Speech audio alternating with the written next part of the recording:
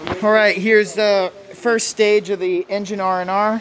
This is a Camry. This happens to be a V6. It's coming out the bottom. So as you can see, we've dealt with pulling the wheels off. We've got the brake calipers pulled and hung from the body. So that way when we drop this strut, the brake caliper and brake line will stay with the body.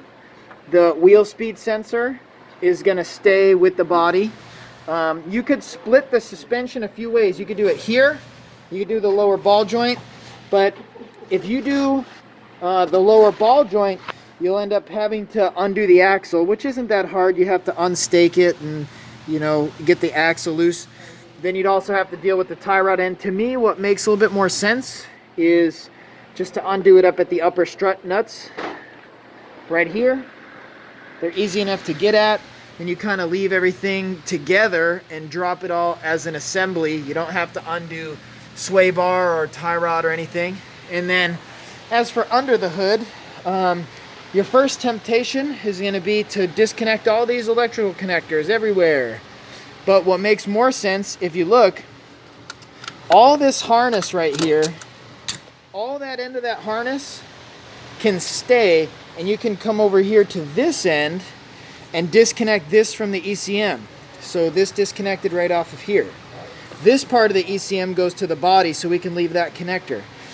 And then some of the other wires actually come up through the fuse box. And so rather than disconnecting all these connectors and it goes under the intake manifold and you realize you can't, it's just a little easier to take apart the fuse box, and there will be a connector, and then one nut for this positive bus. And so that's kind of the way we're folding these things in. We're dealing with our cables, folding those in. You know, this won't be every single detail because it's your job to figure that out, but you're going to deal with the harness in a way that makes sense. You may find some grounds. Also, one of the things you'll have to do is figure out where you're going to disconnect your hoses. So you're going to have a radiator hose and another radiator hose. Okay, you're going to have some heater core lines that are hoses. You're going to have some fuel lines. You could disconnect the fuel lines over here, but I'd say over here is a little better. They've got the quick connect design. They're going to take you a little bit of time to figure the quick connect out, but it's down here in orange. There's a little safety mechanism. So these are all steps you need to follow, but this is a general idea of how you're going to do it. Additionally, like the shifter cable, you'll need to get that off, and that's got its own little way to come off the shift mechanism here. And there's a little horseshoe clip that you could pull out, or you could unbolt the bracket. So there's little different ways to do it. And as for this engine mount, if you think about it, we're going to be dropping this whole powertrain out the bottom. This transmission mount won't clear unless there's a couple ways we could do it. You could pull the center bolt out, which is what this group did, and that makes sense. And that way this little ear will drop straight through the bottom. And then when we're done, we'll put the bolt back in.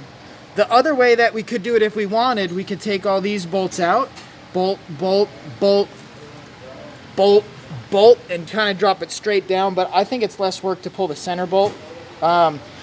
Additionally, we've got an engine mount here that we'll have to deal with. We could undo all these bolts like this last one.